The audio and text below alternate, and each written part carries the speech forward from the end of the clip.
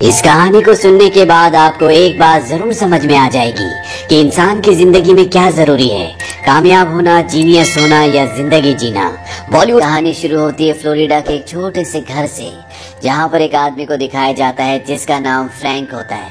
Frank अपनी बेटी को आज पहली बार स्कूल भेज रहा है, जिसका नाम मैरी है। मैरी स्कूल नहीं जाना चाहती, पर फ्रैंक उसे कहता है कि तुम्हारी मॉम यही चाहती थी और तुम्हें स्कूल जाना पड़ेगा।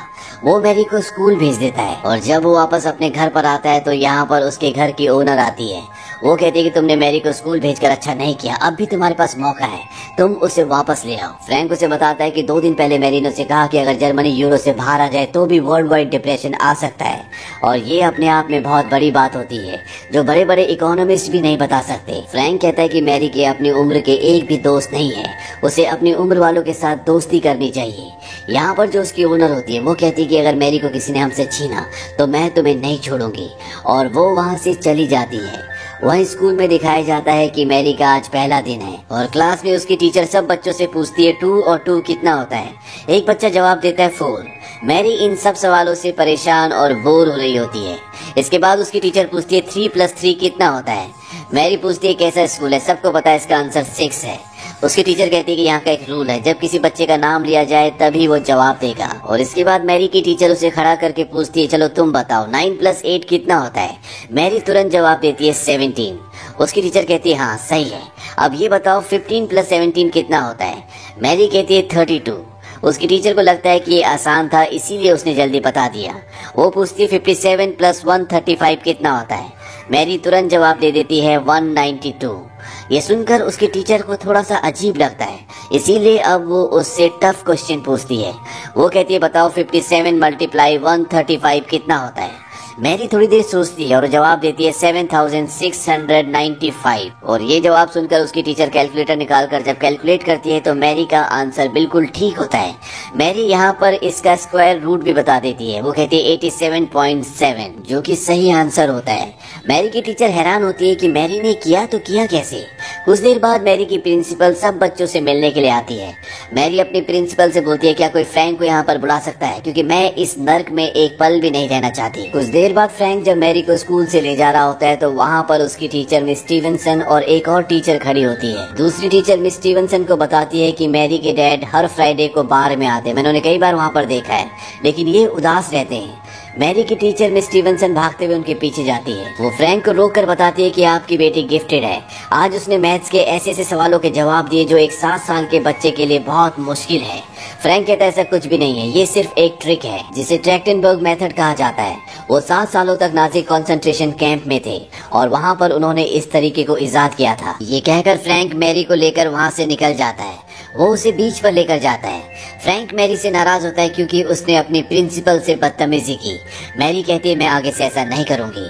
फ्रैंक उसे ये भी कहता है कि तुम्हें शो ऑफ करने की कोई जरूरत नहीं है। वहीं दूसरी तरफ मैरी की टीचर मिस स्टीवनसन को दिखाया जाता है, जो उस तरीके के बारे में इंटरनेट पर पढ़ रही होती है जो उसे फ्रैंक ने बताया था, यानी कि ट्रैक्टनबर्ग मेथड। पर उसे इस मेथड के बारे में कुछ भी समझ नहीं आता। अब अगले दिन यहाँ सब बच्चों का टेस्ट होता है और जब मैरी को उसका टेस्ट पेपर दिया जाता है तो वो उसे चंद ही मिनटों में सॉल्व कर देती है। मिस स्टीवनसन कहती है कि मुझे पता था कि तुम ऐसे ही करोगी, और वो उसे एक हार्ड क्वेश्चन पेपर देती है और वो भी मैरी कुछ ही देर में हल कर देती है। यहाँ पर मिस स्टीवनसन को समझ में आ चुका है कि मैरी का दिमाग नॉर्मल बच्चों से बहुत अलग है। उसका दिमाग गिफ्टेड है, वो जीनियस है। और अब वो मैरी के पिता फ्रैंक एडलर के बारे में इंटरनेट पर गूगल पर सर्च करती है।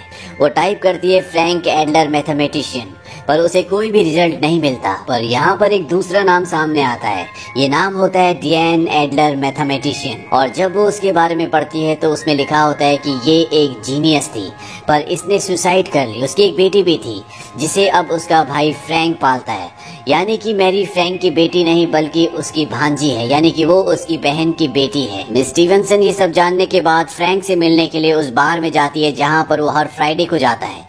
ये दोनों एक साथ ड्रिंक पीते हैं और वहाँ पर फ्रैंक बताता है कि जब मैरी 6 महीने की थी तो एक रात को मेरी बहन मेरे घर पर आई। वो मुझसे कुछ बात करना चाहती थी, पर उस रात को मुझे डिनर पर जाना था और जब मैं डिनर से वापस आया तो मैंने देखा कि मेरी बहन ने सुसाइड कर लिया। पिछले 6.5 सालों से मैरी और मैं एक साथ हैं।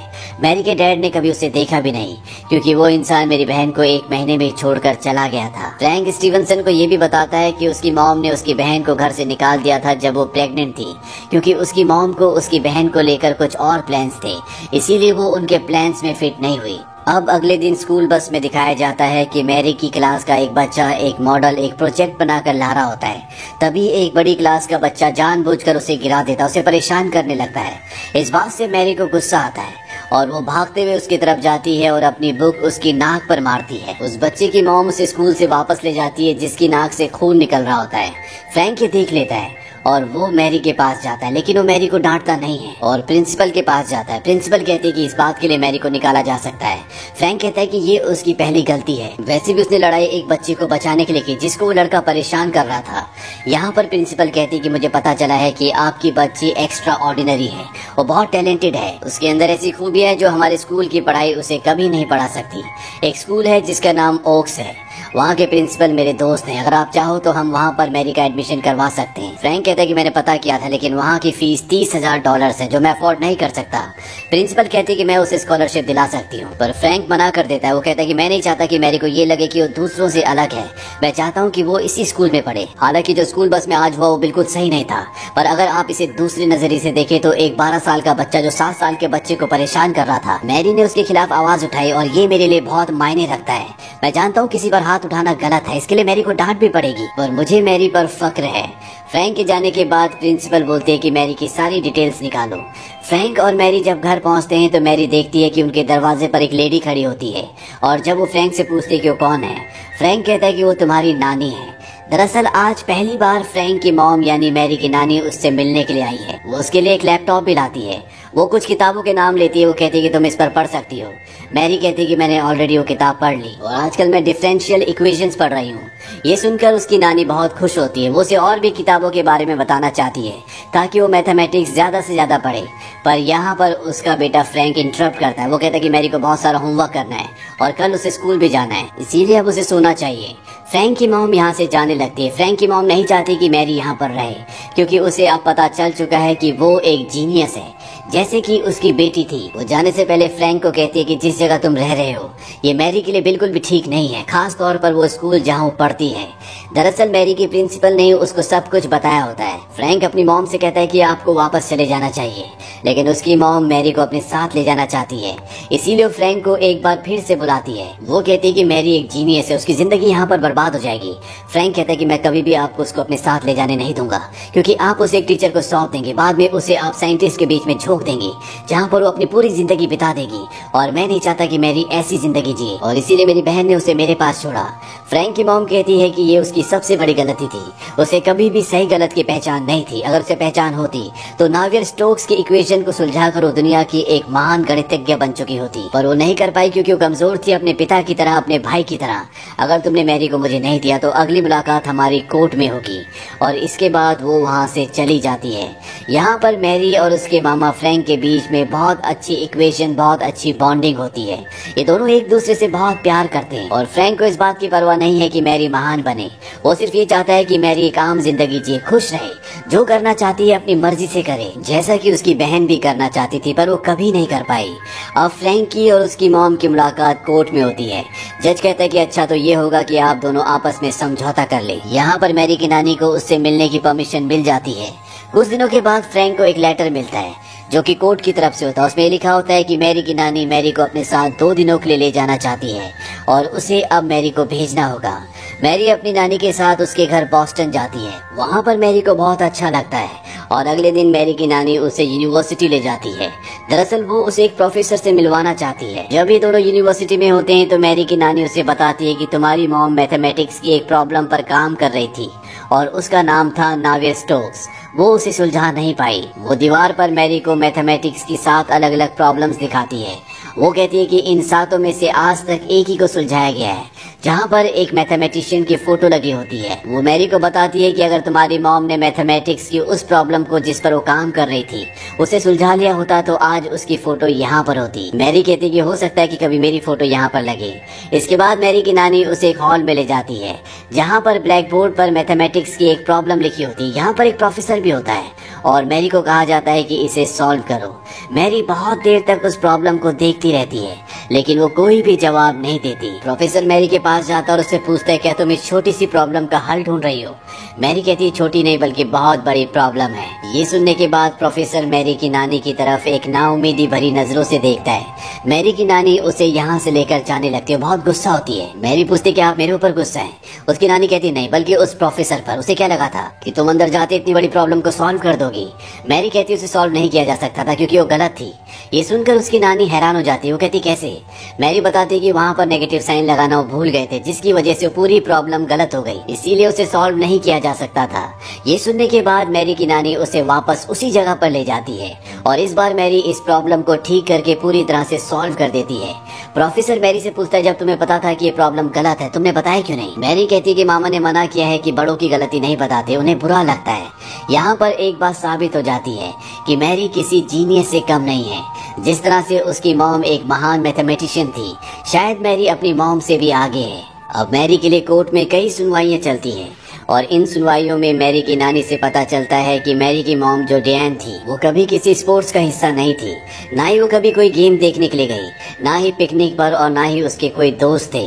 उसकी जिंदगी में सिर्फ एक ही चीज थी और वो थी मैथमेटिक्स। डियान की मॉम का ये मानना था कि वो सबसे अलग है, वो बिलियंस में से एक है और जो वो कर सकती है कोई नहीं कर सकता।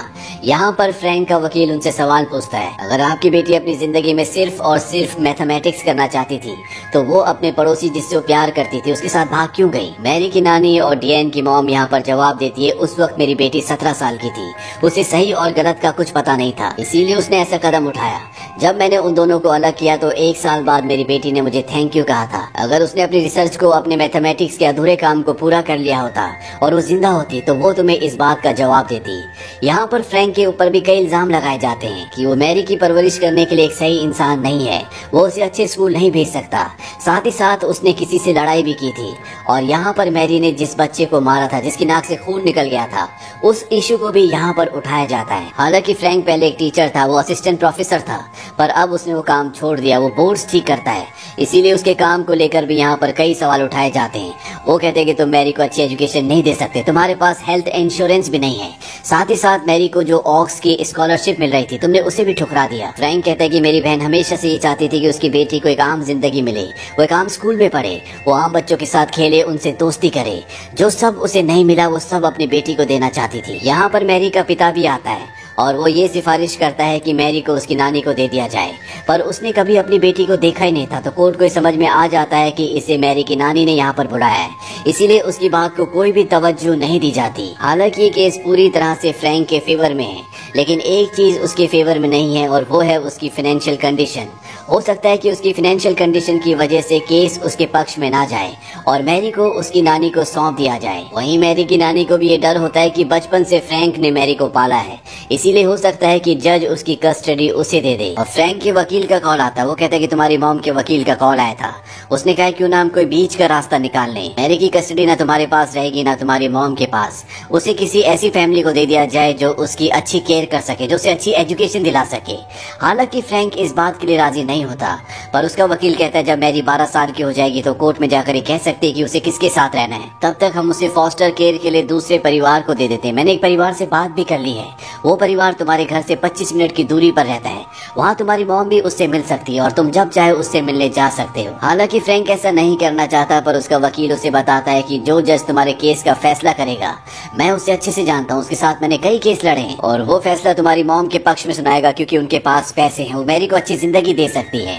अब फ्रैंक उस परिवार से मिलने जाता है जहाँ पर इन्हें मैरी को भेजना है। फ्रैंक को ये परिवार अच्छा लगता है। फ्रैंक उनसे कहता है कि मैरी अपने साथ अपनी बिल्ली ला सकती है। दरअसल मैरी की एक बिल्ली होती है जिससे वो बहुत प्यार करती है। वो परिवार इस बात की मंजूरी दे देता है और अब कोर्ट की मंजूरी के साथ फ्रैंक मैरी को उस परिवार के पास छोड़ने के लिए जाता है।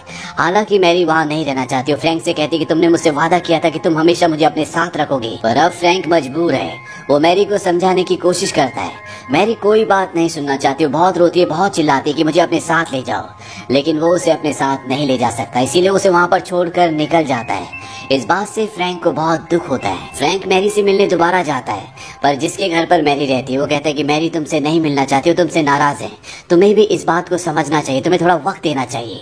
फ्रैंक वहाँ से वापस चला जाता है। अब एक दिन मैरी की टीचर मिस स्टीवनसन को बिल्ली को अडॉप्ट करने का एक ऐड दिखता है, और ये बिल्ली और कोई नहीं बल्कि मैरी की बिल्ली फ्रेड होती है। स्टीवनसन इस ऐड का फोटो खींचकर फ्रैंक को भेज देती है।